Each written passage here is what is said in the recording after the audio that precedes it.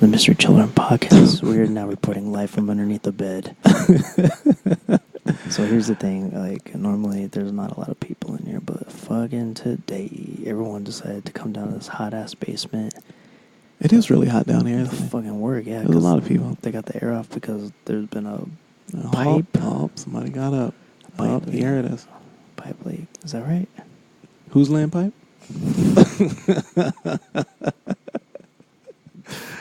So, everybody, welcome to the Mystery Children podcast. I'm Trey. I'm Steve.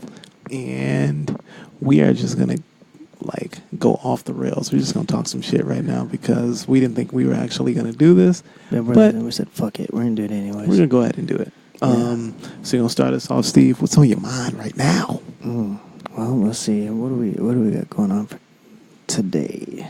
Let's see. What do we got, everybody? What the fuck? You been following anything about you know who Antonio Brown is? Anton Brown? No, not Anton. Insert random black name. No. Antonio Brown. He is a wide receiver. He was a wide receiver for the Raiders. Okay. And then he fucked that up because he's a diva, like all black wide receivers. Whoa. And you know, the lineage of Jerry Rice and Terrell Owens. Yeah. All of them. OBJ.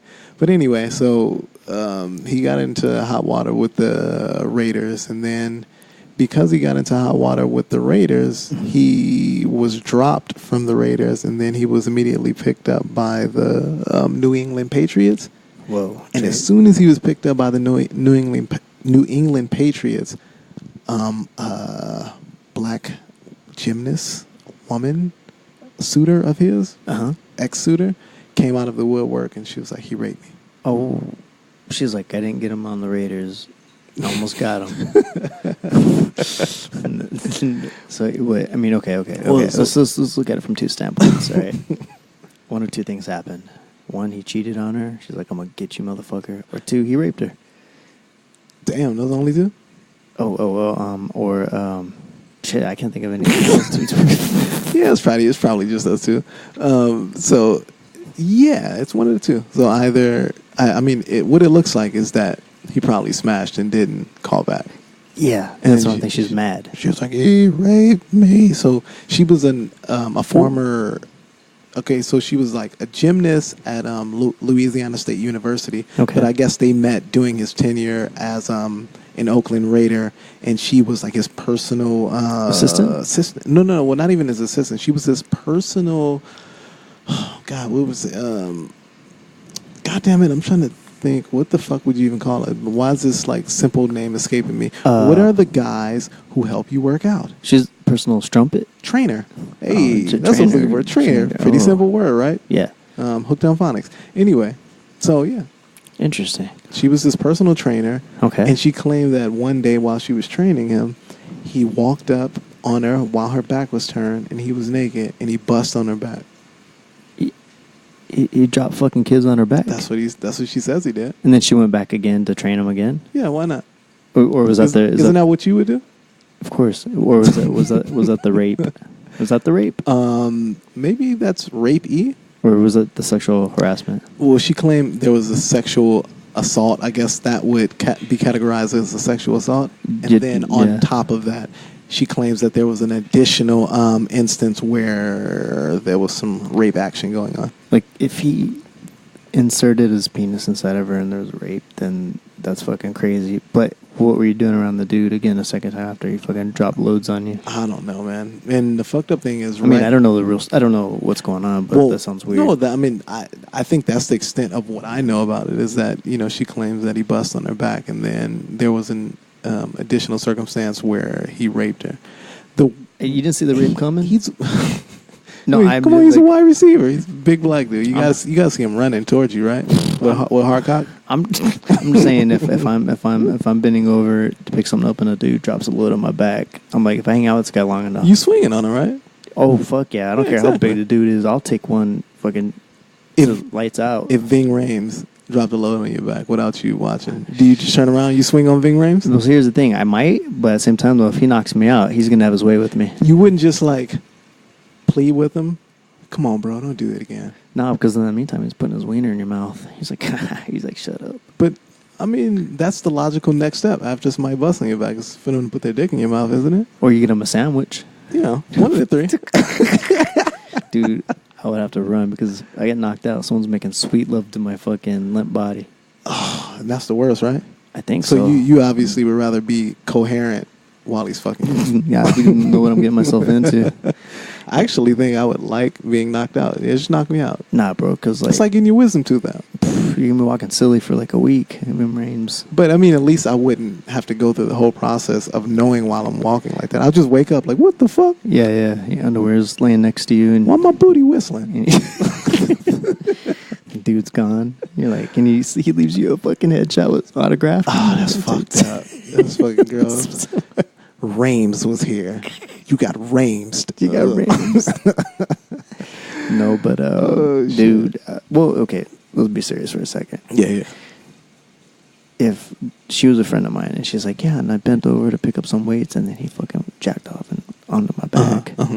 Like, okay, first of all, that's impeccable timing. Like, how did he walk up and just hit it at that time? He's not only that, he's a fucking extreme minute man, right? Dude, I mean, he could come on command. That is quite impressive. That's quick. That was like a shotgun, right? He just did 2 pumps. I mean, but then, in all fairness, he might have been like porno peeking around the wall. Ugh. And then he's like, yeah, I'll just wait until I'm good and ready. Then he ran a tippy-toed run. She's like, oh my God. He tippy-toe ran just butt naked. Dude. He did a fucking like Bang Bus episode, like checking around the corner, saw her lifting some shit. He was like, all right, I'm ready now. Just got those squats. Smash. Well, maybe she was doing deadlifting and she couldn't just like throw that weight on the ground and run, you know? Yeah, exactly. Like, I mean, of course she has to finish her reps. Her 3 sets. Yeah. That sounds, okay, so really sounds weird to me. I really shouldn't be laughing at this, but I don't know. Let's hope that didn't happen. I mean, here's the thing is, I don't know, ideally if you're a young, athletic black male who has the whole world like in the palm of your hand, you know, you're an athlete of the caliber that he is. I mean, he's one of the best wide receivers probably ever in the history of the sport of football. Right. So you would think that having to rape a woman would be the last possible thing or the last situation that you'd want to get yourself into. But there have been guys. There was some recent dude. I don't remember his name, but there was a recent cat who did go to fucking. He got like life in prison because that was his MO. Is that he was a handsome dude. He wouldn't have any problems with receiving attention from women, just from a visual standpoint. But for whatever reason, it was his like modus operandi to smash chicks against her will. Well, then he needs to go to fucking jail, dude. I mean, yeah, that's crazy.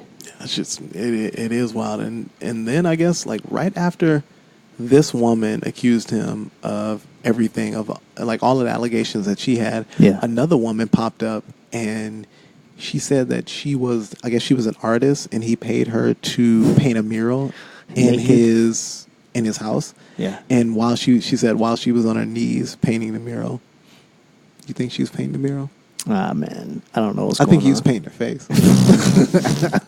Well, was it a naked portrait? I don't get it. Well, no. I guess it was just a regular mural of him, maybe like catching football in his teeth or some shit. And she said he walked up to her, and it's weird because this is strangely the same type of situation that the other woman was in. He walked up behind her, but this time he was fully naked, except she said he had a washcloth hanging on the stick. Oh, God. Dude, I don't know. You know, how many times has he gotten away with it and no one said anything, you know? Yeah. It's like... I mean, doesn't the washcloth trick always work for you? It's like, I know it always works for me. He like cloaks it. Like, anytime I see a woman I like, I just walk up behind her with a washcloth. And like she doesn't even know. To her, I'm in a business suit. She's like, "Oh my God! What am I gonna do? I mean, this is just—it's already been written." Yeah. I don't know. I can't stop this. I can't stop this. It's just too enticing.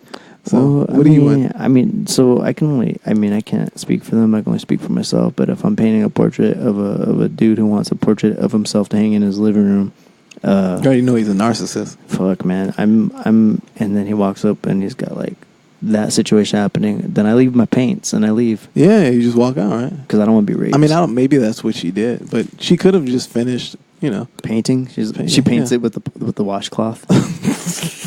She's like, that's what you want? Okay, I'm trying to think. I mean, I know. So we're just gonna bounce around because we didn't even think we were gonna go forward with this episode. But yeah. So you got a chance to watch the Chappelle? Yeah. His new comedy special. Yeah. And you said you liked it, right? You said you enjoyed it. Yeah, I did. I liked it. Were there any parts where you're like, oh shit? Yeah, there was a good couple of parts. Which ones exactly? Well, when he's talking about victim blaming. Okay. And then a very good analogy a hilarious analogy. I mean, I don't know if the community would agree about the LGBT. Yeah, about what the G's are driving. Okay, man. I'm thinking. I thought you were talking about the analogy where you liking the word nigger. Oh, right. That too. Like he's like, why can't I say that? Where she goes, because you're not. He's like, I'm not awesome. Nigger either. Yeah. So like, yeah. And then, I mean, what do you say to that one until you're like, whoa? I guess that's true, Dave. Yeah, I guess to be honest, I mean, well, not to be honest, but the playing devil's advocate or the hole in that logic is that, but you're using the word and you're using it in reference to probably yourself or another person of the same culture and ethnicity as yourself. So if you're applying that word to a specific person, for the most part, and then you go, well, I'm not a nigger. Yeah, but didn't you just call yourself one? Yeah. Didn't you? It doesn't hold a whole lot of water. It would if he never said the word. Exactly. And then it would make sense. It might be a little bit of a reach. I enjoyed the analogy or the thought, but it's not a credible source. Yeah. Unfortunately, well, as you said, the hole in it is that it's not like he'd never said it before. It would be reference, it would make a lot more sense if that specific woman he was talking to called him like a nigger all the time. She's like, hey, my nigger, hey, my nigger. Yeah. And then anytime he said, hey, my gay lesbian or something, she's like, whoa, you can't. Yeah. You can't do that. Right. Then you would have a leg to stand on. Well, why is it okay for you to call me nigger, but I can't call you? Right. Because I'm not a nigger. That would make sense. But I get where he was going. I get where he's going. He's just trying to kind of point out the hypocrisy of being able to utilize that word kind of like free and willy-nilly. But then there's any word that seems like it is attached to black culture. Yeah. It's fine. Who gives a shit? Let them use that shit. But then when when words seem to depict other cultures in a disadvantageous light, then it's whoa, what are you doing? They're too new. Yeah, they're too new, I think. I wonder, do they ever bleep like cracker? No. Okay. Yeah, I guess that's fine. The thing is cracker really, I mean, it can be derogatory now. I mean, it's used in a derogatory fashion. I don't think it has the same sting as the N-word. No. Obviously it doesn't. But I'm trying to think, like, it probably hasn't been used since, like, fucking Sanford and Son and shit like that, right? Like, who the fuck even uses that word anymore? Yeah. I mean, because it doesn't hold the same amount of, like, behind it. I mean, is there any word? I'm trying to think. Oh. I mean, definitely not for white folks, right? No, I mean, but if you there's one for wetback. There's that. Yeah. Then you're like beaner. There's a cunt, right? That's not a good one for women. Yeah, for women. That one's not good. But you know what though? That one also. You bastard. but the thing is though, in like England or whatever, even in London, the cunt is freely used as like, you fucking cheeky cunt. Yeah, just like you use word fag. Oh no, it is not like it means a cigarette, silly. Come on. No, I mean like It's like I got that from PJ, by the way. Silly. yeah. Isn't that what it means? No. In England or in? Oh, that yes, yeah. It's a cigarette. It's a PJ, cigarette. Oh, I'm sorry. Come on, Steve. Say it. Say it, Steve. Just say it loud. Yeah. He can't say it loud. No, Somebody might come from behind that curtain. That is uncalled for. Uncalled for. I'll get lumped up. He's like that black dude who when he was getting called the N-word by the dude from Seinfeld. Remember that shit? Oh yeah, it's crazy, dude. He was like, "Look, it's a nigger. Look, it's a nigger." It's going crazy. The black dude was like, "That is uncalled for. Oh, sir, I am leaving this establishment. This is uncalled for." But then what? They got all kinds of lenience. Like, I don't know. They like. Yeah, that dude wasn't he wasn't as big a star. Like, you know, when it came down to it, what do you know that guy for? Seinfeld, right? And what else exactly? Nothing. Nothing. So I think. I mean, it doesn't mean, but just me personally, I don't know shit about the dude. That's all he really did. That went away quickly because there wasn't very much you could attach. You couldn't be like, oh my God. Yeah. This, I don't know. You couldn't be like, this is Grammy nominated. And then like list all of these, like this plethora of accomplishments. Yeah. And then be like, he called somebody an N-word. Like, he only had one thing. Yeah. Hey, y'all. Kramer is a piece of shit. And then it was over. Then it was over. That was it. Dude, did you see that news clip about, I don't know if it's true. I think it is. Not the 74-year-old Indian woman who gave birth to twins? I remember you talking about that. We were supposed to talk about that last week on the Missing podcast. Oh, yeah. Nothing to go through. Anyways, I didn't know. So you said she was 70? 74. 74. She popped out some was twins. Impregnated, popped out twins, and then the father of those twins was like, he had a stroke the I'm next out, day. son. Yeah, convenient stroke. He was like, done. Leaving you with these babies. Yeah. It's fucking hilarious. I mean, I'm half black. It's crazy. Well, I guess some of the other things that I've come across is... you know, like side note, speaking about absentee fathers. Yeah. Randomly, I was at work, and this guy was asking me... he just kind of randomly asked me, like, "Oh shit, like, so what's up with you and like your dad? Like, you know, like how's your family?" He was like holding like a. No, he was just. I think he was just inquisitive about my background, you know, and I don't know. Interesting. It's weird. It's so very specific. He started asking me about my family dynamic. He's like, "Oh, you don't have any siblings?" I was like, "Yeah, you know, I have a sister."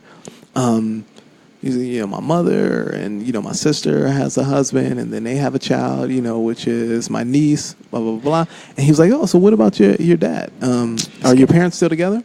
Yeah. And I was like, no.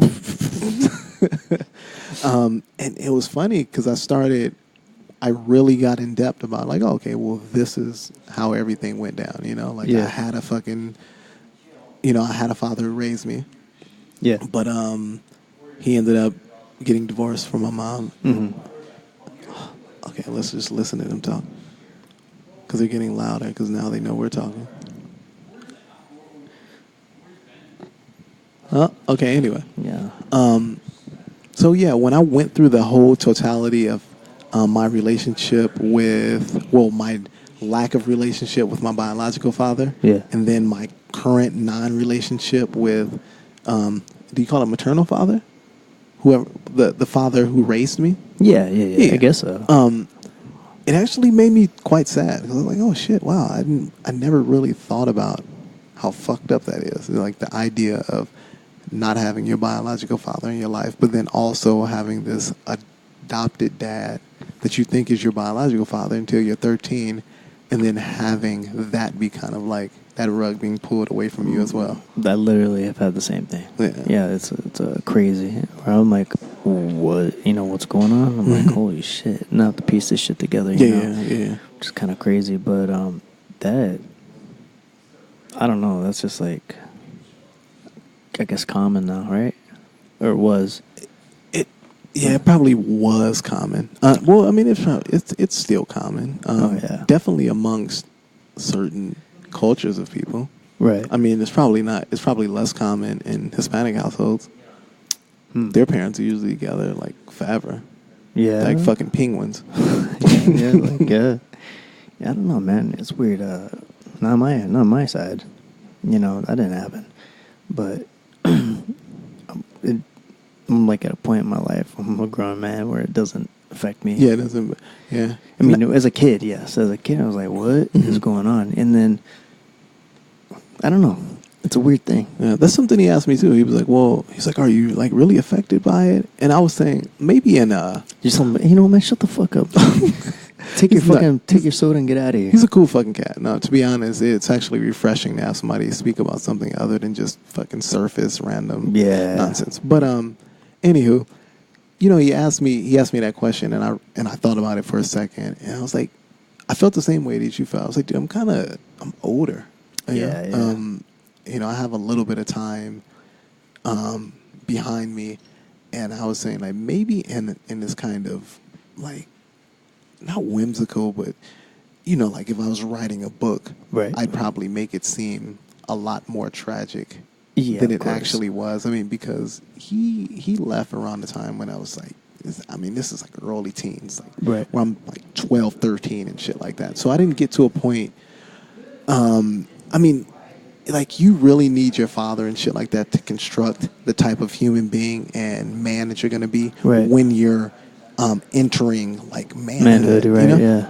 He left so early that I was able to just kind of grasp on to these niggas in the streets, all these pimps and hustlers who raised me in a den of wolves.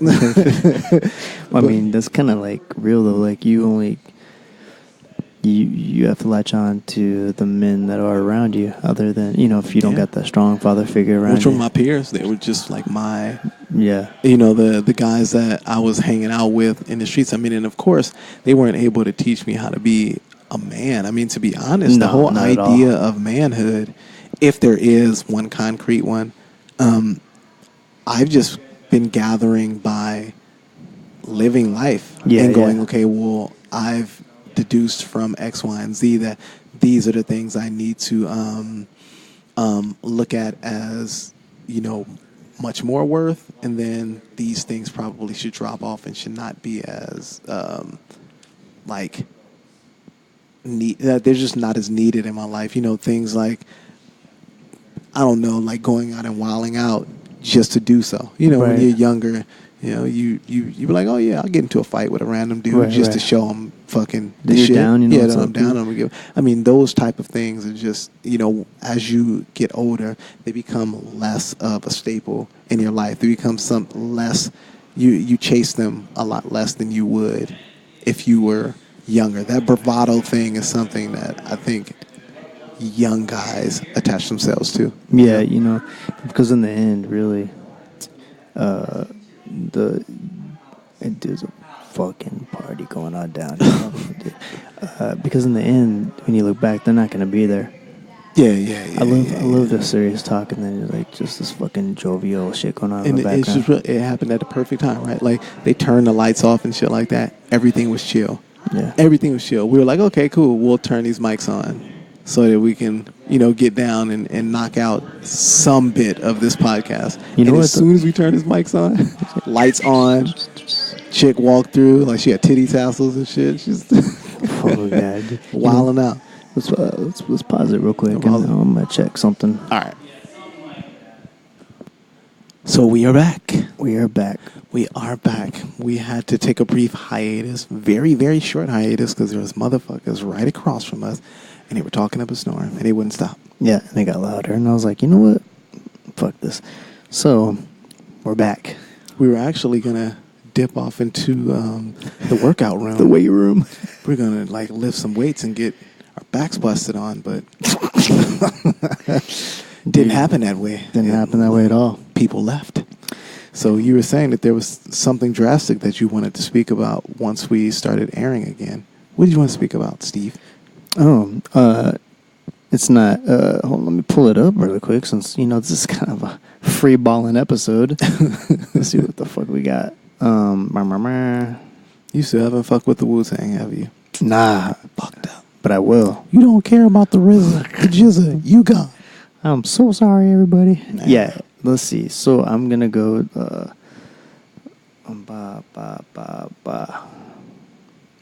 Come on. Did you see that Kevin Spacey's the massage therapist who accused him of sexual assault died?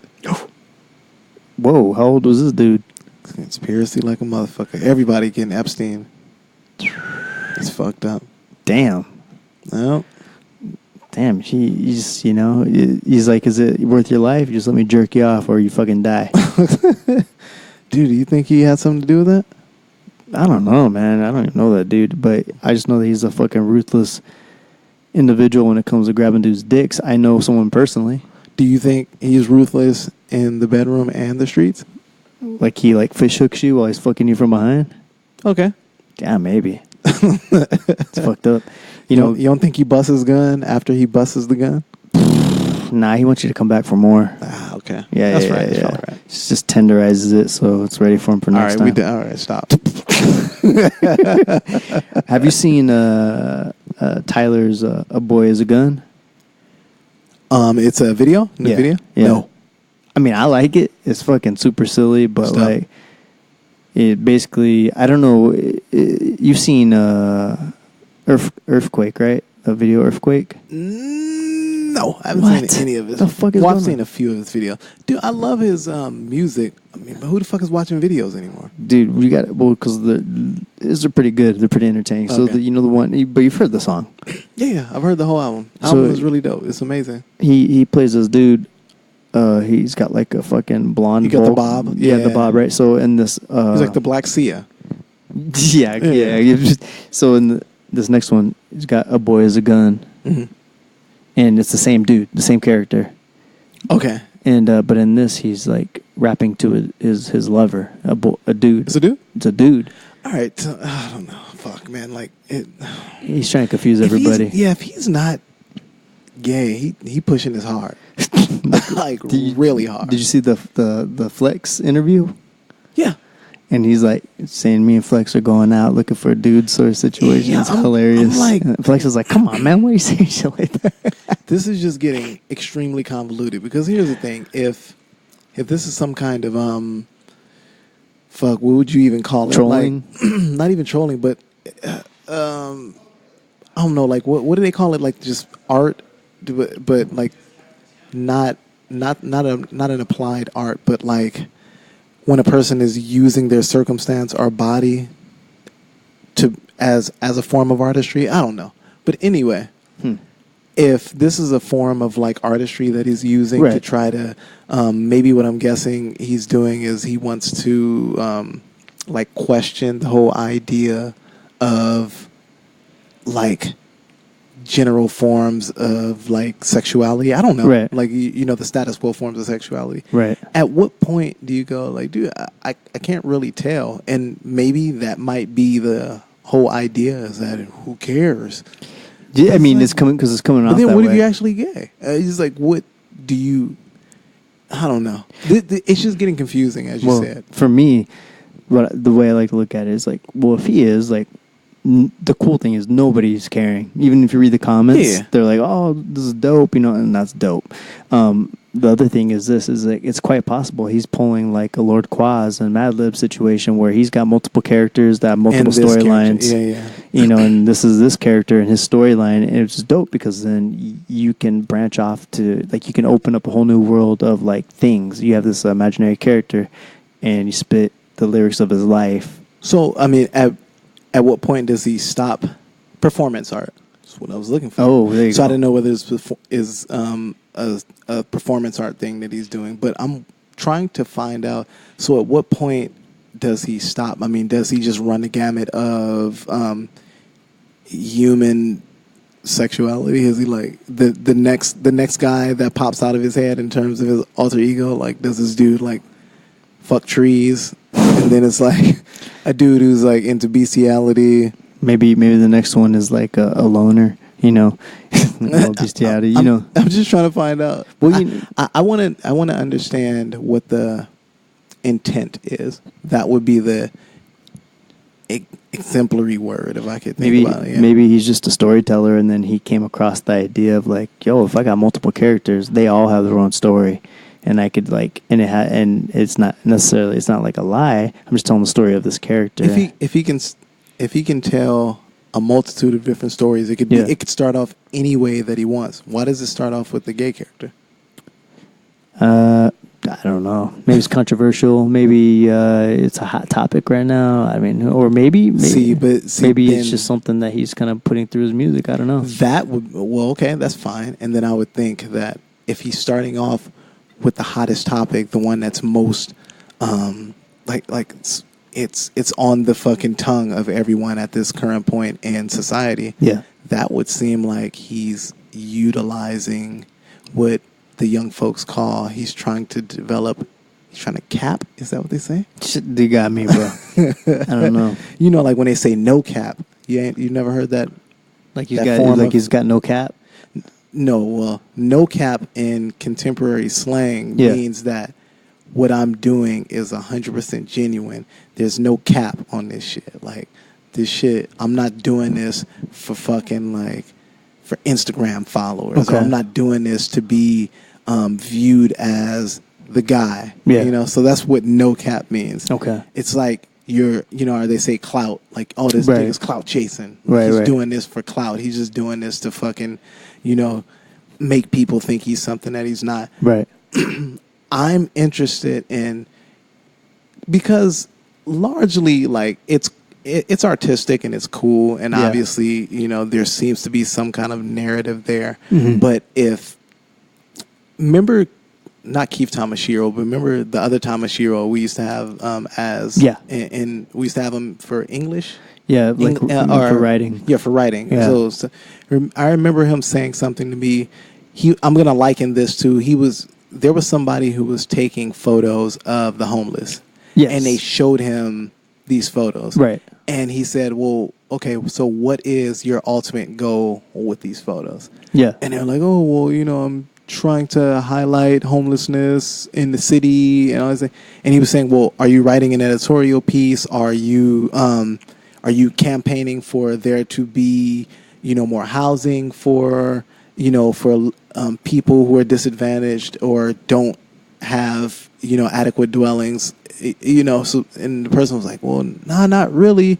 He was saying, so you're not trying to better their situation at all. You're basically just talking about it, or you're just visually highlighting their situation, which in turn is, if you take beautiful photos of these people, then when it comes down to it, you're using them because all of the attention is shifted on you. Yeah. So in this situation, then I go, you know, when we talk about the Tyler situation, I go, well, you're using this alter ego, you know, to highlight sexuality, or maybe to totally normalize the idea of sexuality, and it not being static. You know, this is this is this. These are categories. So you're decategorizing the idea of sexuality. Right. At the end, I just want to know if that's what he's trying to do, versus just saying like, whoa, it's a hot topic and everybody is talking about sexuality and all of these, you know, all of these like fluid, how fluid it's becoming. So I'm going to put that in my music because I know it's going to gain me some clout. You know, well, you know, it's probably not because it's a hot topic. I know I said that, you know, maybe it's, but if you watch the video, there's a storyline in there that I don't understand, but there's something to it. A lot of people might understand it, and I might not just. What is it exactly? It's basically like he's at a mansion, and he's got like his little like dude with him, and he's basically talking about how like, oh, you're fucking walking away from this. Why would you walk away from this? Or why would you do this and that? Blah blah blah. You know, and like one line is like not verbatim. It's just like, oh, how you gonna invite me to lunch with your ex? And you know, it's like some chick there, and I think it was like she's a singer. God damn, I'm fucking this all up, but SZA. Yeah. It's SZA? I think so. Wow. Yeah, and but I just pulled that shit out of my ass. I think it is actually. Yeah, dude, it's interesting. There's a story. There's a legit story. No, I believe there's a story. Everything with him is definitely extremely visually sound. You know, for the I mean, in terms of what he's trying to get to bring across to his audience. Yeah. And that's why I would need him to explain a little bit more what he's going for, because I know him to be a calculated individual in that sense, that he doesn't just put things out. Everything for him is very much, A, B, and C are going to line up, and then everything is going to lead you to Z, and there's going to be a full story, that by the end you'll understand why everything is occurring. Yeah. So, but with this situation, I mean, even the whole flex thing, you just go, you're approaching this shit really hard. Yeah, like you're pushing, the fact that you're homosexual extremely hard. So I have to wonder, I have to look at it from both sides. I have to wonder, is this an intelligent usage of, what you're going for? Yeah. Or is it just kind of a reckless, I'll just throw it out there because who gives a fuck? Yeah. And both could possibly, either one could be true. Dude. And here's the thing is, if it's reckless, I feel like if you're just using it just to use it, that in itself is kind of devaluing everything. It's devaluing all of the blocks that are being put up right now in terms of, not like gender categorizing and, and all of that shit. So I don't know. I was like, I wonder how the viewer, is reacting to this. I definitely have to watch it. And see Dude, it's interesting. It's interesting, but everyone else is like, Tyler did this, and that. No, I love this video. Like, and I saw for the most part positive stuff. Of course, there's gonna be something negative in there, but I didn't really see that much. But with him, he's always the people who ride for Tyler. The cool thing about him and what he brings to the table and what his crew brought to the table. They're not what they used to be. Right. They're splintered. But is that they kind of tapped into, I was even listening to, I think his first album.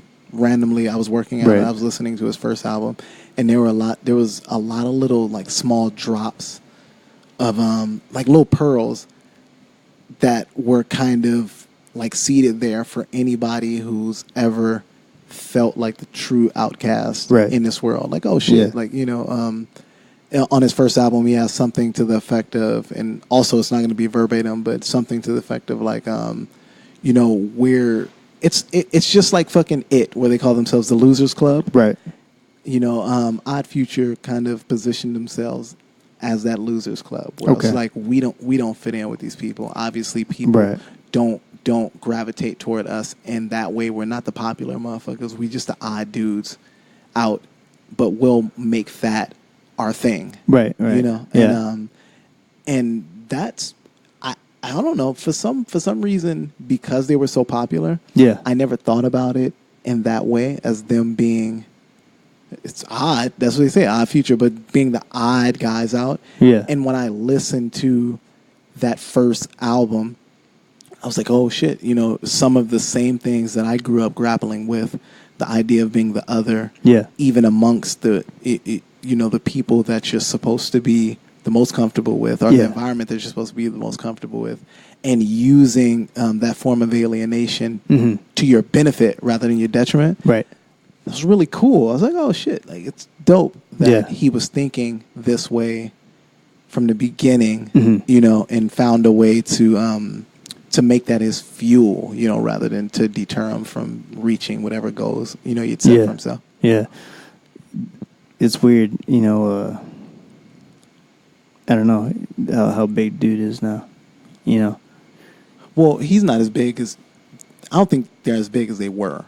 At least not commercially. Okay. But I think he has a built-in fan base that will never die, which is awesome because it means he'll be a rich man forever. He'll never not have a means of supporting himself, because he'll always be able to put on a show anywhere. And the people who are like missing that nostalgic era of the Odd Future, they'll always come see him anywhere. And that's fucking dope. That's the only thing you can ask for. We've been around for 30 plus fucking years. And think about how many rappers we've seen come and go. Chingy is probably barely holding on right now. And I don't mean to be like some asshole or some smash shit. Devalue what he brought to the table. But Chingy doesn't have a million fans across the world who will come see him whenever he decides to put on a concert. Tyler's been lucky enough that he does have that. Right, he's got the crew to follow. Mm-hmm. Yeah, man, there's a good amount of those type of people. Like, you don't hear anything about the game, right? The game got people, but not to that degree. I mean, there's certain people who probably will never not have a check. I mean, like Wu. Oh yeah, Wu-Tang. Will always have it. Anytime they put on anything anywhere, as long as it's all them together, somebody is going to come see that shit. I mean, they have a following like how like Pantera would have a following. You know what I mean? Dude, it doesn't matter. They're like, oh, they're what? You could even be all old shit and people will roll. Yeah, Wu-Tang.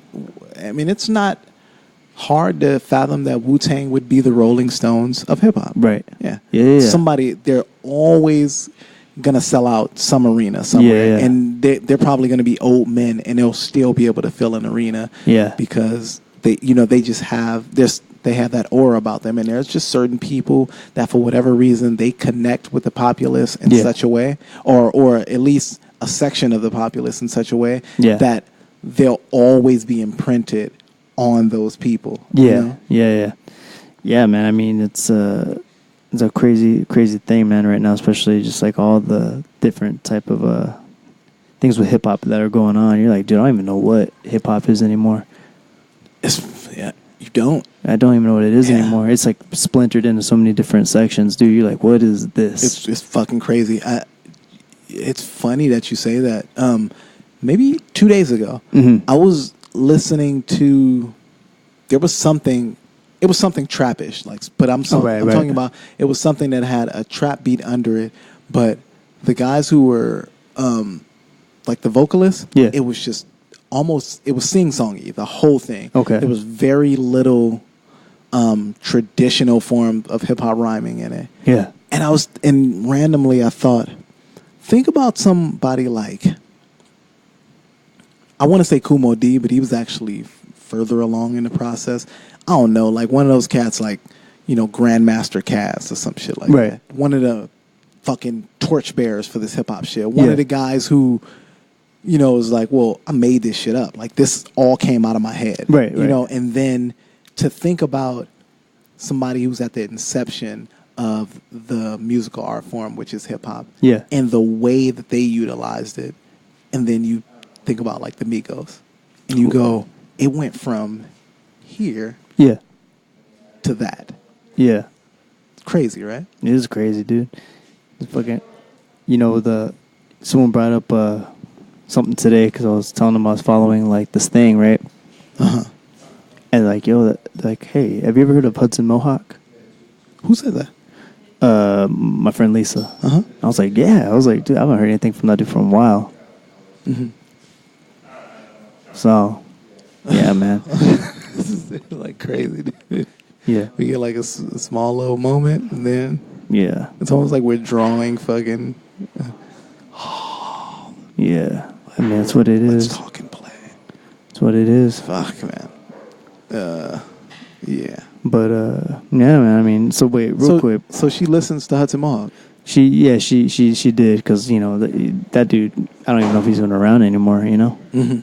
So no, he's around, but he the last time he was really huge is when he was doing stuff with Kanye. Oh, okay, that's right. Yeah. Oh, yeah. Because when Kanye first started, when good music really started like popping. Yeah, he did a lot of stuff on what Kanye album was it? Yeezus. Oh, okay, really? Oh, shit, he did a few beats. He did a few like beats that were actually he was given credit for. Yeah, and then he helped with a few other beats where he had like writing credits on it. You know, nice. So maybe he's just chilling. Like maybe that's just all he's doing now. You know? Yeah, maybe Hudson Mohawk has been way ahead of his time. Yeah, I mean, you think about remember the fucking kind of just offbeat, off kilter bleeps and bloops. Yeah, he was one of the guys who started that whole movement. Remember when guys were making beats that almost weren't even coherently on. They almost didn't even make sense. You're like all right, what is this? Fuck? You can follow. Yeah, he was one of those dudes. He's actually a juggernaut. He's a fucking monster. And what I didn't know about Hudson Mohawk is a DMC, not only a finalist, but he's a DMC champion. You know, it's fucking scratching. Oh, that's dope. So really? he's won that whole shit. And that's pretty much like the highest honor you could get. Yeah. You know, in terms of turntablism. Yeah. So I think that's why he kind of knew how to approach not only production but just music in general. Right. Like how to get. Okay, this is where people are going to really groove to certain things. I mean, I think he understands things in a way that far exceeds just beat making. Like he understands how to structure music so that people consume it the best possible way. Right. Yeah, man.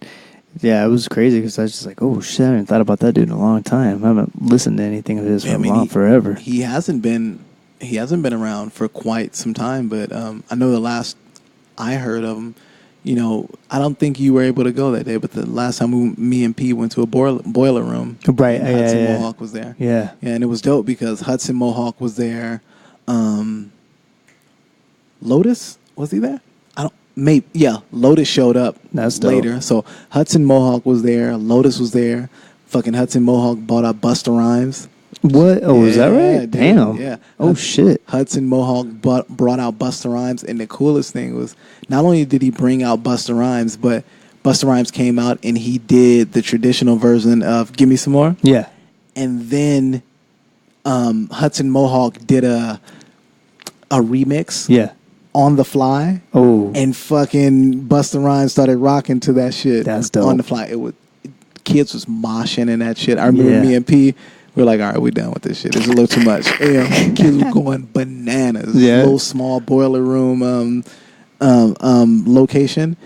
And they started going bananas. We were like, yo, it's a little too much for us old guys. So we had to step out. But it was a really dope concert. But it's really cool that somebody you come across or you're interacting with on the regular is into that type of shit, because I never get that. Dude, I was surprised. I was like, what? I was like, Hudson Mohawk. I was like, of him. That's crazy. Mm-hmm. Yeah, man. So I just thought that was like a cool thing for, but a couple other things of what we were trying to talk about. I know we were supposed to talk about, was it Sam Gillis? Yeah. The SNL, or the comic, the former now SNL comic who was canned before he even really got a chance to start. Hired and fired in the same day, right? Yeah, because of I guess he had a podcast in his past where he had some fucked up shit to say about Asian folks and homosexuals. Whoa. And then he mashed them together and was like, I hate Asian homosexuals. I do not like them at all. That's crazy. Okay, all right, think about this, right? So, like, you got your dream. Yeah. And let's not say SNL is his dream, but it is definitely fucking like on your way. For a white comic, it's kind of your dream, bro. You're on your way, and then you step in, and then you start throwing monkey shit on everyone's face, dude. And then they're like, "We don't. You got to go." Like how crushing that is. I mean, fuck. I mean, if he's being an asshole, then fuck it. But I can't pass judgment because I haven't even like all of the evidence that I guess was used for his firing. I haven't consumed any of it. I have no idea. Yeah, I have no idea what was said, and my tolerance for off-color. Oh yeah, we have a high tolerance. It's really high. We got really high tolerance. Really I mean, like even like for our own ethnicities, anything like, but because we're true lovers of comedy. Yeah. We know that like there's an intelligent thought process behind it as opposed to just being hateful. And a lot of it, I mean, especially comics, they're for the most part, I mean, to be able to extract the funny out of anything, you have to roll this around in your head right. for a long period of time. Right. It's not, I mean, I'd be extremely surprised if I heard it and he was just like, I hate Asians. Just like and then he just stopped and everybody was like, damn, that's kind of fucked up. I'm pretty sure there was something that was said that was like an astute observation. And then it happened to be punctuated by something which was probably sophomorically funny. Right. And, because I remember there was on a news one of the news anchors was saying that he had like used an Asian, what he was considered an Asian accent, or it was a derogatory Asian accent. I'm like, dude, I've used a derogatory Asian accent you know who a else? bunch of times. You know who else did? Freaking Chappelle. Yeah. I mean, I also use derogatory African accents. No, right? Yeah, it's true. You're like, what are you doing? Yeah, Who is talking crazy about Indus? This is so crazy. Yeah. I'm like, come on. I guess I could see an African dude being like, I don't fucking talk like that. Yeah, you know, and being accents all off, and being pissed off about it. But I mean, I don't know.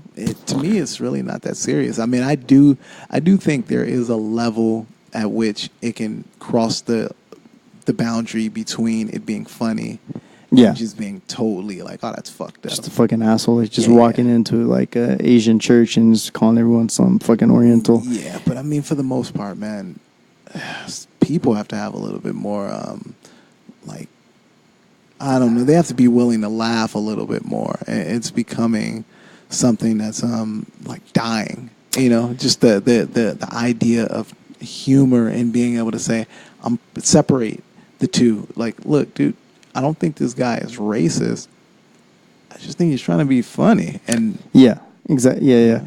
I mean, I just came across things. It says Bill Burr, Jim Jeffries, and other comedians defend Shane against SNL. Yeah, I bet you they did. I want to see the skit. I'd be so curious to see if people are just being fucking sensitive or if his shit was so raw. Well, I mean, like, what about like Jeselnik? That dude goes in raw. Oh, he goes in crazy. But I think, I'm trying to think, because the last time he had a special, everything like it.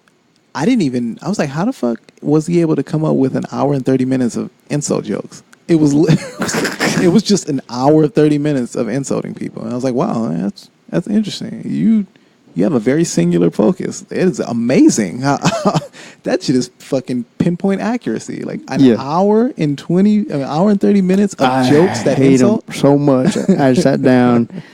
So it's hilarious because they say Rob Schneider blames cultural unforgiveness for SNL firing Shane, and they have 3 pictures of Rob Schneider and his characters. He's got a straight up Chinese character, a straight up Mexican character, and a straight up Hawaiian character from was it 41st Dates or whatever. Yeah. And they're all hilarious. You know, it's like I don't know, man. Like, you know what? Check this out. If you don't like hard adult comedy, don't fucking watch it. Yeah. You know what? If your level of comedy is Nickelodeon and kids being silly, there's nothing wrong with that at all. Like, there's nothing wrong with that at all. And you only watch that. Like, for me, like, like, I'm not gonna watch something that like I find highly offensive. You know what I mean? Like, I'm just gonna be like, I'm not gonna watch that. I'm not gonna go seek it out either, just so I have something to cry about. The fucking. You know what's weird to me is that all of these people find this fucking comic so offensive. Yeah. But this is gonna sound very Black Panther of me. But then they'll watch fucking news every so often and be like, oh yeah, like another black dude was shot dead by a cop because he's just doing his job. Yeah, because they thought he had a gun and he had a fucking like I don't know, like fucking kids meal like toy. Yeah. And they're like, whatever. Words hurt. Words hurt more. Nothing offensive about that, right? Nothing at all offensive about systematic racism, right? Yeah. Nah, that's cool. But you either go real or go home. Then this random dude is, making some fucking off-color Asian jokes. They're like, yeah, that dude needs to be canceled altogether. And no Asian dudes are getting shot down in the streets. Fucking, I don't know. It's just very weird at what people decide, especially in today's society, what they decide to devote their time and effort toward. It's just a lot of it just seems like people want to be pissed off. And I'm pretty sure you've met somebody like that, or at least, a lot of people or even like that. had a woman in your life where you're like, oh shit, I get what's going on here. Mm-hmm. You want to be mad. You want to be mad. You literally want to be mad. And there's nothing I'm going to be able to do to stop you from being that way. No. Yeah. That's real. I mean, there's people who legit want to be mad, You're like, oh, okay. Here's the thing is, this is that you have people that are sitting on the side of the street waiting for something to happen so they can jump on it, because like it gives them purpose. Now, I'm not saying that there's not people out there who are fucked up and they need to be stopped, or like the people need to bring attention to them and say that you're fucking up. But there's also people out there who are just living life. Yeah. And they're getting fucking, they're catching both barrels, Sometimes I wonder if some of the backlash of like these certain instances where there's supposedly this choreographed what would I say? There's like this choreographed disdain for whatever has been done by I don't know, insert name here. Yeah.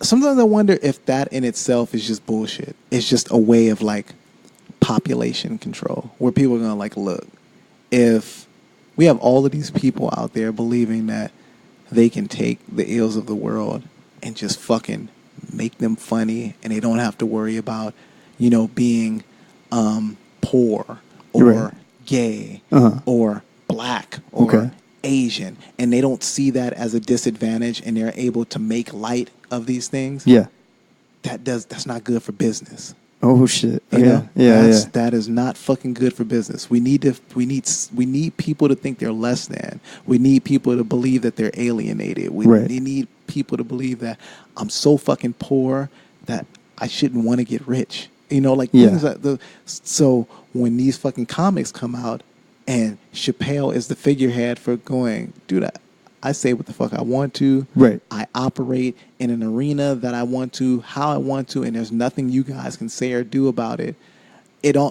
There's a conspiracy theorist in me that makes me feel like there's some powers that be that are like, that's a little bit too much power for that dude to have. Because people are looking at him. He's on that stage. Yeah.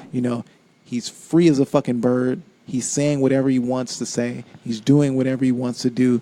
And he's making it known. And Chappelle has always made it known, even when there's things that might cross the boundaries, such as when you were speaking about his idea of victim shaming. Right. I don't believe that he wants, like, when I hear jokes that may sound like, oh shit, he might be victim shaming. Yeah. I don't think he's going, you know what? Fuck those people if they got fucked by Michael Jackson. Right. I don't think that's what he's saying. No. I don't think that's what he's saying in at the core. I think he might be saying, there's some inconsistencies, and I might not necessarily believe what the masses believe. Right. But even that, let's unwrap that. I don't believe what everybody else believes, which means that there's a freedom to saying, look, even though 99% of the world might think this way, right, I'm allowed to think the opposite of that. Yes. And be able to espouse why I feel that way. Right. And if you agree, you agree. And if you don't, then you don't. But there's still a freedom in having an alternate voice from the masses. Yeah. Because there is a mob mentality, right? Yeah. You can easily get pulled into the common thought patterns of the people. Instead of sitting there thinking for yourself, you let other people do the thinking for you. It's common now. Where people are like, hey, did you hear about this dude who did this and that? And you're like, whoa. And then you're like, hey, this guy, he did this. And you're like, and then someone goes, how do you know? And they're like, someone told me. And you're like, wait a minute.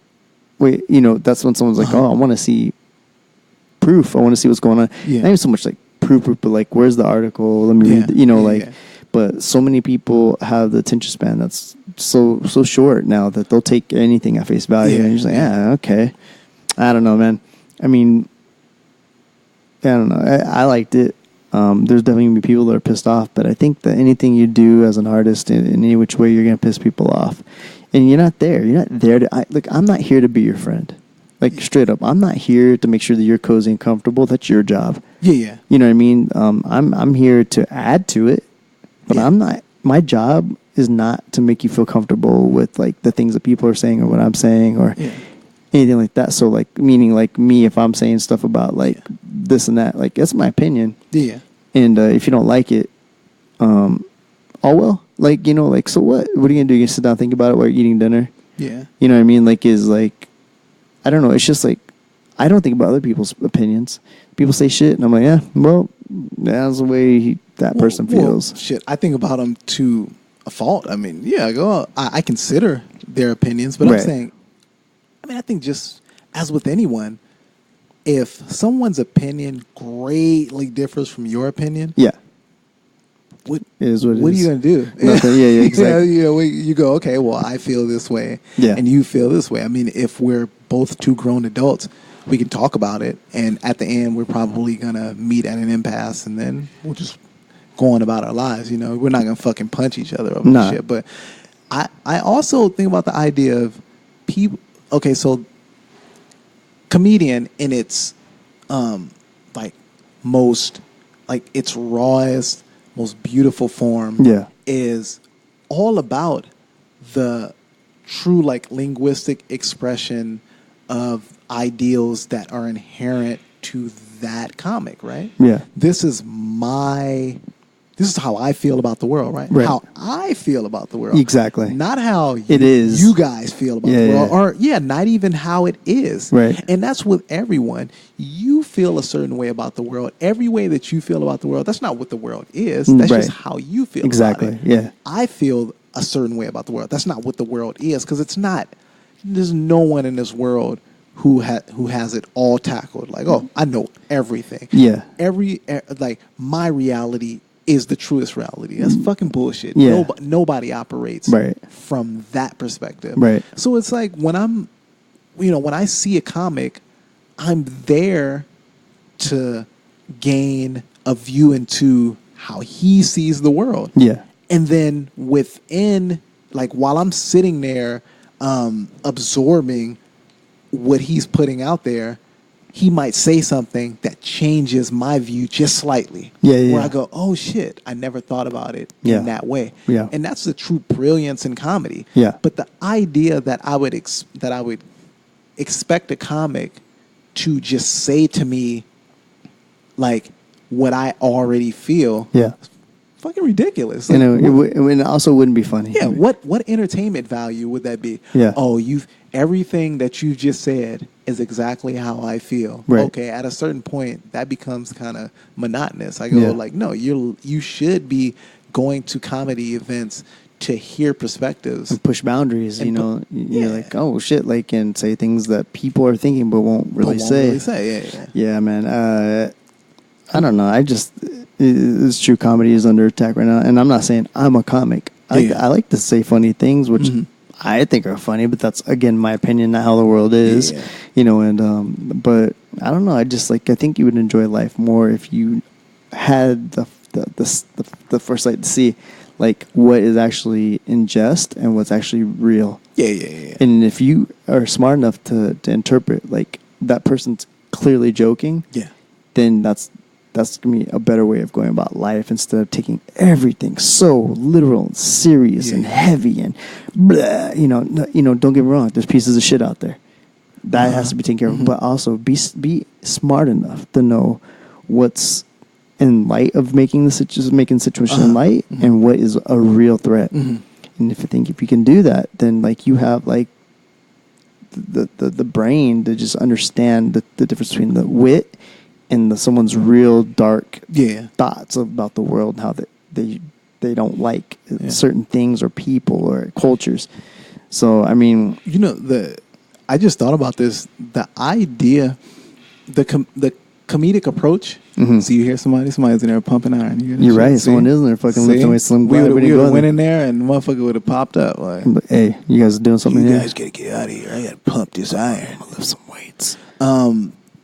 So the comedic approach in general is what fucking even non-comics, everybody is taking that approach. Think about if you took everything as serious as it should be taken in your life. You're in a good situation. I mean, you have this fucking nice apartment building and you're able to make enough money so that you can afford the monthly payments, that facilitates this shit. Yeah. But you could easily not be in that situation. And there's a lot of people in this world who aren't in that situation. Yeah. Now, if you were truly taking this world from 100% reality perspective, you'd always be thinking about that. You'd always be like, fuck, man, like, there's so many people out there who don't have what I have. Right. And I'm fucking lucky that I'm in this situation. But, you know, man, like, I can be in a much more fucked up situation. And goddamn it, like, I feel for those people. I feel for those people so much. Right. But if you thought that way and you didn't kind of go, well, look, I'm going to turn everything. I'm going to flip, like, all of the shit that I have working for me. I'm going to make sure I praise those things. Of course. All of the things that aren't going so well, I have to find the silver lining or I fucking slit my wrist. That's at its core the comedic approach of going, like, I'm going to take in all this information, some of it positive, some of it negative. Yeah. But those negatives, I can't just sit on those negatives, because if I don't turn them into something that's joyous, then I fucking kill myself. Well, you know, the thing is, too, about comics, and my best opinion on the situation is, like, they're able to take something that is common, right, and everyone looks at and everyone has an opinion on, and generally in the same sort of opinion, and they're able to slightly turn it 3/4, and like, did you see from this angle though? And everyone's like, oh shit, that's hilarious, and no, and it's still true. You're like, wow.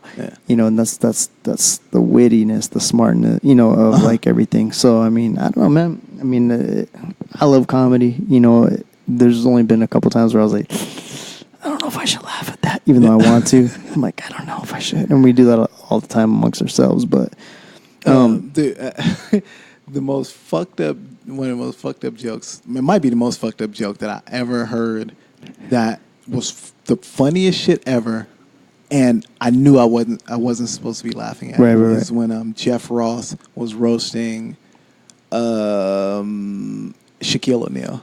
And he was like, and he said something to the effect that, oh my God, look, it's Shaquille O'Neal. When he first came to this country, they called him the original 2 Chainz. And I was like, ooh, my God. I don't understand. He's a slave. Big ass slave. 2 Chainz. Oh, it's fucked up. It's fucked up. I was like, ooh, that's a little. Freaking Shaq go over there and crush his fucking skull. I was like, oh, that's a little tough. Yeah, but man. It was funny to me. Yeah. It was like, damn, a direct slave joke from the fucking biggest black dude ever. Yeah. But anyway, yeah, you know. Yeah, there's been a couple from, I'm just like, yo, I don't know, that might be a little deep for me. I don't know if I'm gonna go there. Yeah, I came across. Did you ever see? I'm gonna fuck this up. I don't know if it's Young Ma or Young M.A. Young M.A. or something. Right, Young M.A. With Flex. Dude, I'm not familiar with everything, but like, I didn't know, like, the voice was so deep. You thought she was a dude? It was the guy. If I play this right now, you're gonna think it's like a teenage boy. Put it to the mic, dude. It is like, let me just.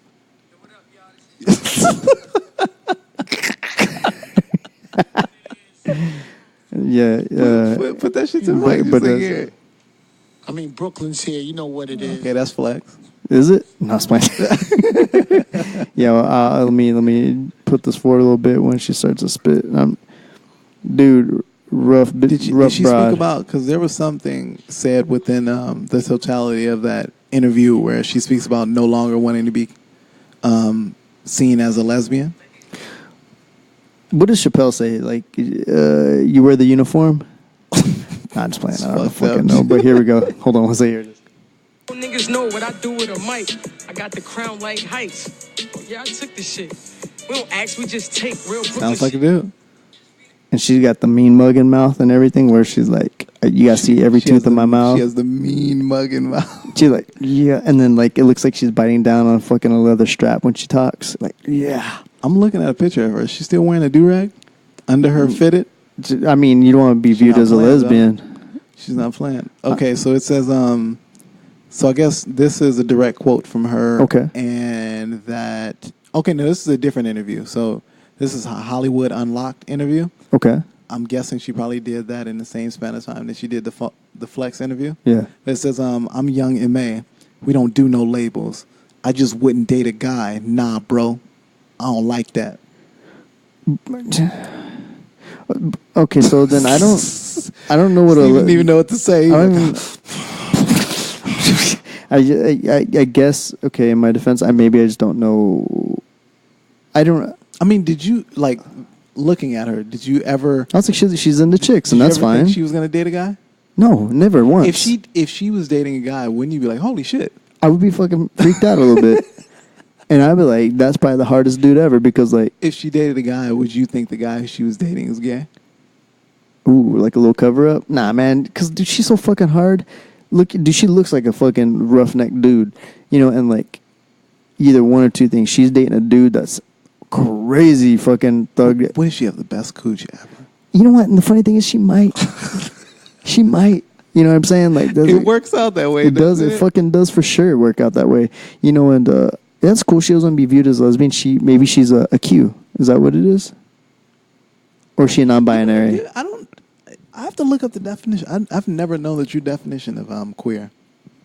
I have no idea exactly what it means to be queer. Ladies and gentlemen, this is two gentlemen just trying to educate themselves. I'm gonna look it up. PC.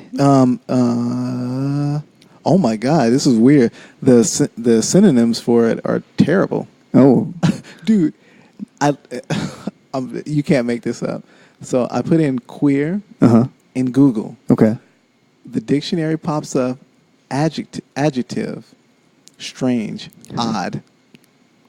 Well, but you know, did the straight community put queer on the gay community though? Dude, it says strange, odd, and the synonyms for it are odd, strange, unusual, funny, peculiar, curious, bizarre, weird, outlandish, eccentric, unconventional, unorthodox, abnormal, atypical, different.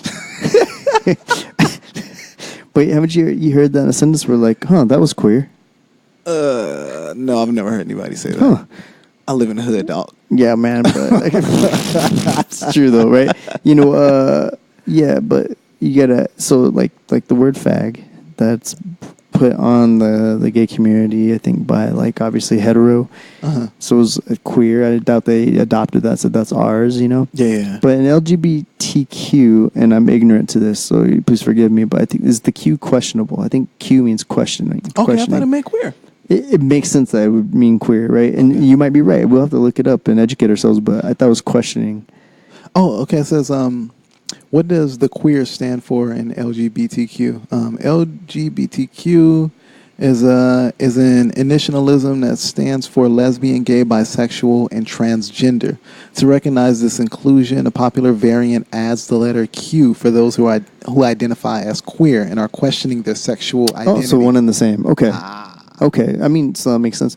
Yeah, man. So coming back to her. So the queer is non-committal in the LGBTQ. I guess so. It's kind of trying to figure it out. We don't know. We don't know. They don't know. Yeah. So it's like, so what is she? Is she non-binary? Is she like Q? Like, you know, like what is she absolutely what put her foot. Non-binary mean? Let's see. Let's do this again. Steve, you gonna use the word? You didn't even know. It's true. I think it means. I think it means we over here like trying to sound smart, y'all. I think it means like they don't have a preference either way. Okay. Non-binary is a spectrum of gender identities that is not exclusively masculine or exclusively feminine. There so you're right. You knew what it was. Yeah, and you got the fastest thumb ever, bro. I'd barely pick my phone up to turn it on. You're like, no, I don't. Dude, I just put non-binary. With your thumb? Yeah. Dude, I picked my phone up and you already had that shit in there, dude. You know how my thumbs work, baby. Fucking fast as fuck. I was like, nah, he's just making shit. Oh, no, he actually got it already. It's crazy. Yeah, but yo, if she does date a dude, you know that dude has to be extra rough, dude. Like an extra thug dude. Dude, if she dated a dude, he has to be fucking like... Dude, she makes DMX look soft, dude. Nah, she doesn't. Nah. Now it would have to be a DMX dude. Yeah. But he's so... Oh, no, I was going to say he's so skinny now from all the drugs. But no, he actually is fat at this point. Whoa, what's going on with this guy? Is he okay? No. I mean, that's playing. I think he's actually eating just fucking around. So another thing that we kind of talked about was Hold on, let me pull up my list. Dude, this episode's gonna be such a patchwork. I'm gonna put it up exactly like this. Fuck it, dude. This is like a thing. People talking in the background. So, I was saying earlier that, you know, like, so, oh shit! Saved by the Bell's coming back. You see that? Right. That's cool, I guess. Did you mean to say it like that? Was that? I was like trying. As I was, it's all right. As I was saying, I was trying to think if I was actually interested in that it was coming back. Oh, okay. Well, we can move past that because it doesn't seem like you're interested. You know what? I think I'll watch it. But I was gonna say about that new software that's come out to protect people's identity from cameras. Oh yeah, you were talking about that. Where like they can literally swap out your face for somebody else, like some other random face. Yeah. So like yeah, it's weird. That's not good that they're coming up with all of this shit. It's just a defense to you know, the camera identifying, because you know that they have the, like we talked about this, the camera can zoom in and identify you. Was that when a while back we were speaking about that they were implementing that in Japan, right? China. Whoa. So if you jaywalk or something along the line, it blasts your fucking face for all of the civilians to see. Like social credit goes down, all that. But there's a company that came up with software that will mask your face. And then they're like, no, you can't do that. Whoa, where you going? You can't do that. See? So I'm going to get fired from SNL. Man. Dang it. Dude. That's not good, Trey, you know? Then I have to go into Lauren Michaels and explain why I should keep my job. Lauren, please, look. Just because I don't like Asians doesn't mean you should not. He scolds you as he has his antique blackface figurines on his desk. He's like, God damn you. God damn you and your black loving nigger. Oh, God. Relax, Lauren. God damn it. All right, what about these... what about these this designer, we'll put finger quotes, fashion designer, who's doing like school shooting inspired clothing, like oh yeah, you were telling me about the fucking hoodie. There's a hoodie that says Sandy Hook on it, and like in school lettering, and there's bullet holes in it. It's so not funny. Yo, what the fuck, dude? I said that earlier. I was like, that's so not funny, and then Steve was like, that's kind of funny. That's really right. Dude, it's fucking wrong on all levels, man. Like, what, you didn't have any other ideas? Like, you couldn't think of, listen, I can say this. What's the first school shooting you can remember? Fucking Columbine? Yep, me too. Dude. Think about how fast that ball has started rolling since then. Just the inertia of that. I remember that being where it's like, man, they shooting up schools and shit. And now it's like commonplace. Yeah. What about the father-son duo that were shooting people? You had to bring them up, right? Fuck you, dude. Fuck you. You know I brought them up because they were black. That's not why. You see the way they were doing it was crazy. They were fucking picking people off from a trunk. The trunk of the car. They knocked out that's where they lived. They're black. Oh, damn. See, I'm black. I can say so. Everything, like that. So everything was their grass, and they were trying to get off my. Get the hell out of my grass, Whitey. Got him. It's fucked up. You think his son was crying when he was telling him, "You need to shoot those fucking people." Oh, that's fucked up. He's like, I don't want it, Dad. That's fucked up. Why are you humanizing this situation? We trying to make fun of this shit. Oh, man. You can make it all serious. That kid's all fucked up for life now, man. Yeah, I don't want to do this. He's like, you better fucking do it. What about they killed your ancestors. That made it a lot easier. Just takes the pain away. What about Tekashi? What's going on with that guy? Oh shit. I'm gonna let me see if I can bring some stuff up because I don't have a lot of concrete I don't know shit to talk about with it. You got the gist. So yeah, what happened is that he testified today in court. Okay. And he testified today in court. They just recently released 10-minute audio of 10 minutes. Yeah, 10 minutes of the audio of the court audio from him testifying. This I believe it was this afternoon. Mm-hmm. So, I mean, there's nothing more to say than basically, I guess what happens is that from the rundown that I came across, so he was a younger cat from Brooklyn who was doing music that was totally opposite of what he ended up doing, which is kind of gangster rap, new neo gangster rap, I should say. So it's like new gangster rap. I mean, I don't know if gangster rap ever really went anywhere, but he amplified that shit. Right. So he said that he was doing more rock rap hybrid. He was doing. He was doing a rock rap hybrid. That wasn't working, and so there was a certain point where he met someone who was, I want to believe, a high-ranking official in the Treyway Bloods. Official. Yeah. Who was a high-ranking official in the Treyway Bloods. Or it was something, it might not even be the Treyway Bloods. I think Treyway was their kind of commercial name for it. But it's the Trey something Bloods. Interesting. They're a group in New York. So he meets this guy. This guy, I want to believe he might have been like bagging groceries or some shit, he said. Treyway was? Or no, the Tekashi. Official? So Tekashi was like bagging groceries or something. He was working somewhere in some establishment. So this guy comes in, he sees him. He's like, dude, you have a really distinct look. It's fucking crazy. It's really cool. He's like, are you a rapper? And he was like, yeah, I rap a little bit. I make a little bit of music and stuff. And he was like, dude, you should hit me up. Like, I might have a perfect way to manage you. The same way the guy tried to manage you. Yeah. For being a fucking... I don't know what being the villain of all of the guys who play like competitive video games or whatever. Yeah. But so he meets this guy. This guy eventually puts him down with other guys who are in this gang organization. Yeah.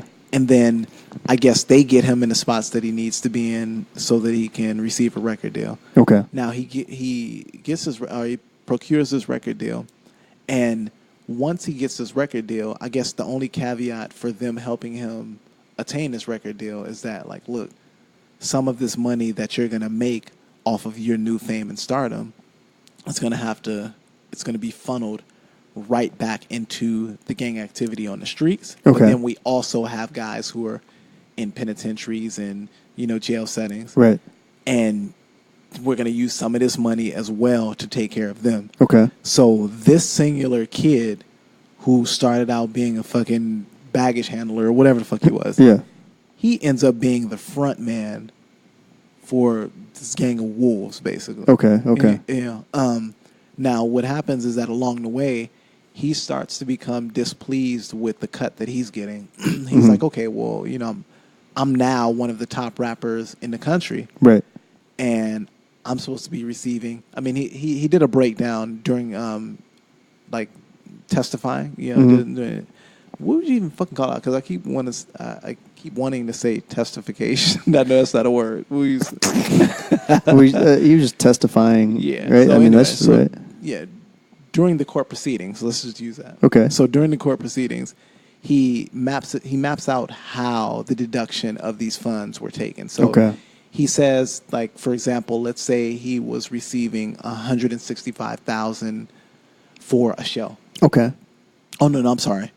Let's say he was receiving $200,000. It was over $200,000 for a show. Okay. Now, if he was receiving over $200,000 for a show, when he got that money back from his management company, it would be $165,000. Oh, still a lot of money. Yeah, still a lot of money. But the rest of that money was basically taken, and it was divvied up within the gang organization who he was partnered with. They could give him $50,000. They weren't doing him too dirty. So they weren't doing him too dirty. But if you're doing all the work, and you're a guy who's playing gangster, I'm guessing at some point your civilian brain starts to go like, look, I am gangster. I'm doing it does that, but it might go like, look, dude, you guys need all this money. My talent is bringing in, right, $200,000. Right. I want the fucking $200,000. Yeah. I know I signed up for all this other shit, but like, let me just kind of distance myself from that. So, yeah, it makes sense. So that's what he tried to do. I think as he realized, I'm now in too deep, I'm in with this criminal organization. Yeah. They're continuing to do or perform criminal activities. They're doing this shit around me, right in front of me. Now I'm in a position where I have to also engage in criminal activities, which is putting my life in jeopardy. Yeah. And I'm at a point where, I'm doing the best I could possibly do right. in my life. Right. I'm living out my dreams, but then you have this fucking huge monkey on your back of like, yo, just make a deal with the devil, bro. Yeah. I might go to fucking jail. I might get shot. Yeah. I'm out here talking all of this shit. So I think as those walls started to close in, he realized, hey, dude, I have to distance myself away from these dudes, away from these guys. And once he started to distance himself, you go, well, look, that criminal organization and all of the people who are running that criminal organization, they go, well, we're the whole reason you're even in this position. Yeah, yeah. So the handshake deal is that we get our money and, done and done. One hand washes the other. Yeah. And now you want everything and you want to leave. Well, we know that's not how this works. Right. So he ends up going down for, I think people in his organization go down for racketeering and criminal activity with intent to murder X, Y, and Z. Sure. A few different people. Okay. So now that during his most recent court proceeding, he was asked to testify against these gentlemen who were, they were rumored to be part of the Treyway Bloods that Tekashi 6ix9ine was hanging out with. Right. But obviously, even though the law enforcement officials, our detectives, they understand that. Yeah. But they have to have somebody directly implicate them Okay. who's also a member. Right. So that's what he did. So they had some of these guys who also have court cases going on simultaneously with 6ix9ine. Uh-huh. They were in the courtroom while he was testifying. That's the word I was looking for. Testifying. Yay! We got to it. So they were in the courtroom while he was testifying, and he was asked directly by the person who he was testifying in front of. I don't know if it was a lawyer or whoever it was, but he was asked to directly point out and implicate the people who were part of this criminal organization, which he did. And then he didn't stop there.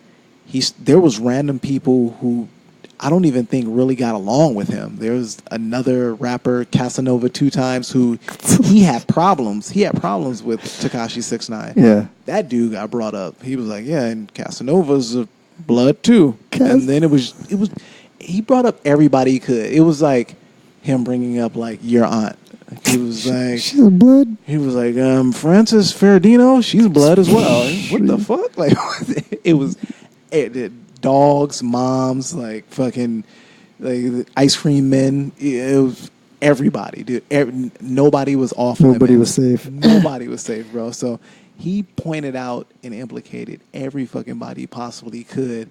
And supposedly I think this is day 1 of him testifying. It's supposed to span maybe a few more days. Yeah. But he's implicated everybody he possibly can. And he might be fucking like one of the biggest snitches in like criminal history, bro. Bigger than Whitey Bulger. Yo, man, that's... He doesn't give a shit. He's just like, hey, man, I'm trying to get out of jail. So y'all gonna have to... What do you think about that? Do you think... and then I'm gonna throw in the realization that these Treyway Bloods they took a portion of his money. Mm-hmm. One of the people who he directly was in contact with, who was his manager. Okay. He supposedly had sex with his baby mother. Oh. And right before the whole fucking like curtain dropped on everything that was going on with the organization, they kidnapped Tekashi 6ix9ine for a few days. Oh. So given those variables, would you tell to lessen your sentence? If I was pissed, I'd be like, yo, you guys kidnapped me. You made love to me, and I didn't want that. You made love to my baby mama. I didn't say that happened. No, I'm saying if that was me. Yeah. I'm not saying it happened to him. Are you just assuming that Treyway Bloods like booty? Nah, I'm not saying that at all, dude. I don't even know anything about that. But what I'm saying is, like, If I was pissed off enough, I'd probably, I don't know. You know, at the same time, though, dude, I don't want to fucking die. Uh-huh. You know, you're fucking implicating everybody. Yeah, you think they're just going to let you walk away from that? That's crazy. That's crazy. When you got, like, the Clintons that are picking off people, you know? Oh, yeah, because of... I mean, that's just a conspiracy theory. I don't know if that's true. No, it's probably definitely true, you know? I mean, when you get murked out in front of your building at 3 a.m. and you still have, like, your wallet and your watch, and you're shot in the back twice, and you used to work for the... You know, you got to think something like, that's interesting. My outlook on it is... Here's the thing is you knew what you were getting yourself into. It's true. So, I would try, if I was in that situation, I would say, like, look, they did some foul ass shit to me, but I allowed myself to be put in that situation. Be grown about it. And I'm going to take responsibility for what I did. Okay. I don't know nothing about what they did. There you go. So that might be, that's probably the best way to go about it. Even if they did all of this fucked up shit, they fucked my baby mom, but like, look, when it comes down to it, you threw yourself on the tracks, You were man. there. Yeah, you were there. You allowed all of this stuff to come to pass. So now you can't be like, well, everybody got to get it because I got it. Well, bro, you put yourself in that position. Yeah, you got. I mean, the allure of the fame and all that. You know, it was probably dope for a minute. You know, and then like shit dropped. You know, and you're like, oh, I mean, I know that there's dudes that I wouldn't want to come up against, and I'm not gonna point in their face and be like, you, this guy right here. You know, like, man, you're asking for so much bullshit. That's crazy. Like, no thanks. You plug this in real quick? I know we only have like 20 minutes, but... No, we don't even got 20 minutes. We got 3. Oh, shit. It's fine. Okay, well, we might as well keep going. Yeah, we got 3 minutes. So, I don't know. I think that I would have to deal with just my own bullshit, and anyone else, like, you got to figure... I'd be like, cops, you got to figure that out for yourself. No thanks, man. Like, that just also comes like, dude, telling on people, right? Even my mom spanked me if I told on my brother. You know what I mean? So it's like, you don't do that shit. We don't tell, dog. You're no snitch. No, and I think you brought up a great point is that if he would have kept his mouth shut, at least he would have had a running chance at being released from prison and being released at least, like, not getting sniped as soon as he walks out of the fucking gates. Dude. At this point now, dude, you got to change your face. Yeah, I mean...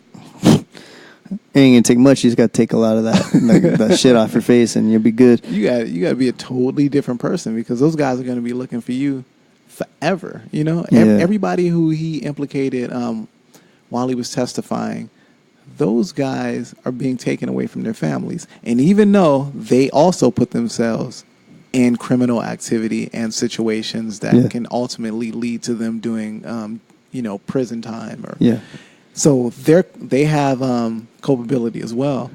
But, dude, you're putting yourself in a really tight space. Like, where are you going to live? He's going to have to build a hut in Tasmania, in the middle of nowhere. Does this going to need power to keep everything uploaded, or It's not going to need power to keep everything uploaded. Is it good if it dies right now? No. All right, we need to plug that bad boy in then. Hold on. But, I mean, we only have, 2 minutes. But, yeah, let's plug it up.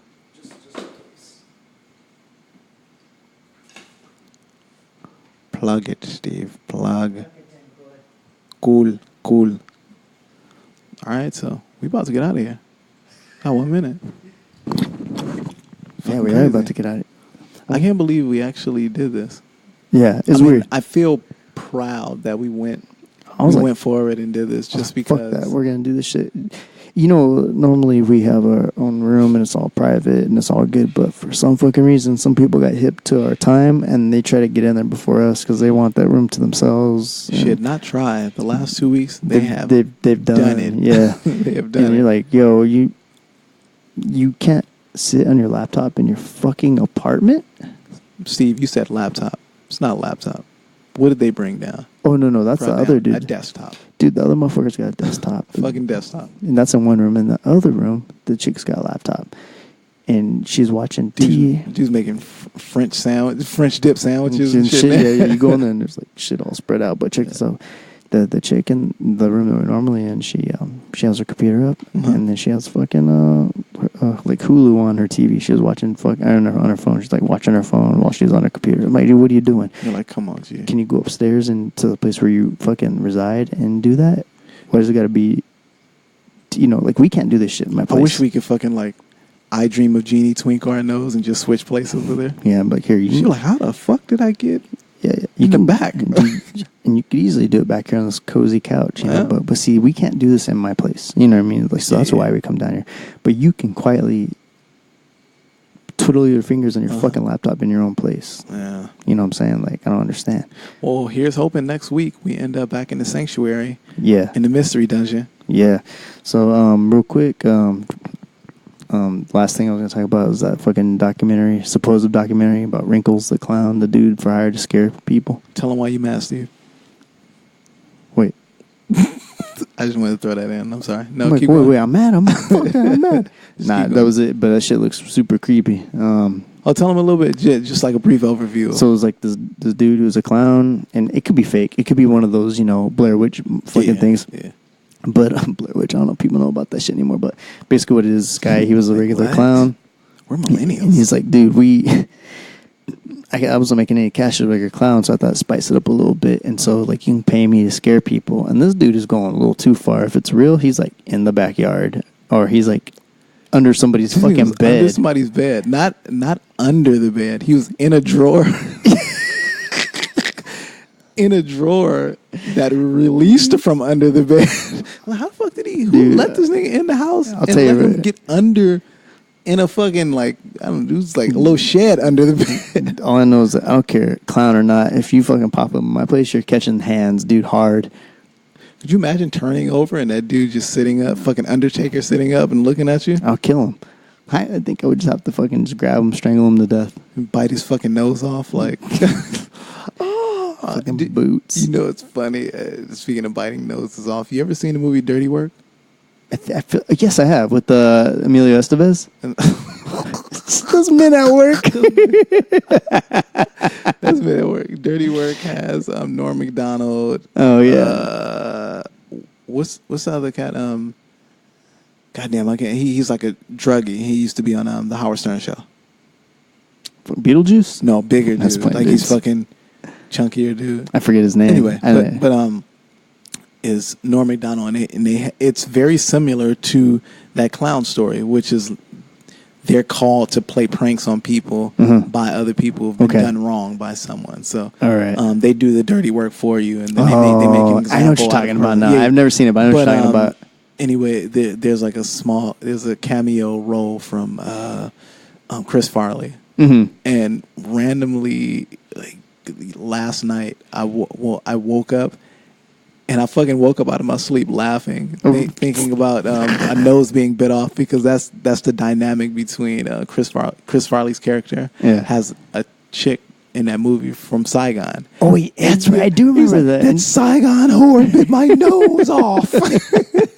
And for some reason, that just popped in my head, and I couldn't fucking stop laughing. I just woke up out of my sleep. Dude, I do remember that part, actually. I did see it. I remember now. All right, we done, right? We're done. Everyone, next time we'll get... It's only going to get catch a regular spot. We're getting used to doing this shit, with the as a duo. Yeah, as a duo rather than a trio. So, stick with us, and we'll find our mode, our beast mode. Our groove, So you can find us on iTunes, Stitcher, Podbean, the Mystery Children Podcast at gmail.com. Hey. And maybe we'll catch, maybe we'll get 2 listeners. What? That'd be fucking... Sarah and her friend Ashley? Maybe.